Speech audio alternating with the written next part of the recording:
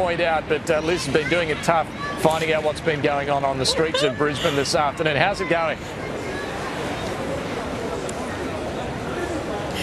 Oh, look, I'm surviving, David, but only just. It is very hot out here. It's starting to cool down a little bit now, but it didn't stop protesters coming out and standing for hours, really, to try and get their message across to the world leaders here today.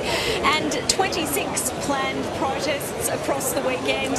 So far, there have been no real incidents at all. Everyone's been very well behaved. There's been one arrest, according to police, and that was a woman who was found carrying a gas mask. There's been a number of prohibited items on the list for protesters, and one of them was gas masks, of course, Guy Fawkes masks as well. There is a few protesters carrying those, and they were given talking to from police but didn't actually end up getting any charges. I managed to speak to the Queensland Police Minister a little bit earlier about just how the day's gone so far. Have a listen to what he had to say.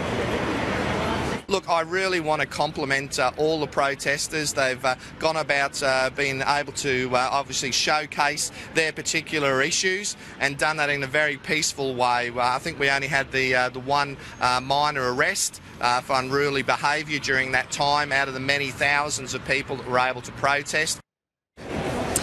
Among the more controversial protests today was an anti-Putin rally here in King George Square a bit earlier, where a large group of people turned out, mostly Australian Ukrainians, to protest against the Russian president's handling of the MH17 disaster and also the actions in Ukraine from Russian militants. But we actually saw people lying down on the street covered in the different flags of the people from the nations that were killed during that disaster. It was quite a powerful and quite a moving protest, but also a peaceful one. There had been some concerns it could get out of hand, but no, everything went according to plan. Of course, there is 6,000 police officers and 900 soldiers on the streets today, though, David, so they are on every street corner, keeping an eye on everything and everyone, and maybe the heat did subdue some of those angry protesters today, but it has been a very well-behaved day all round so far.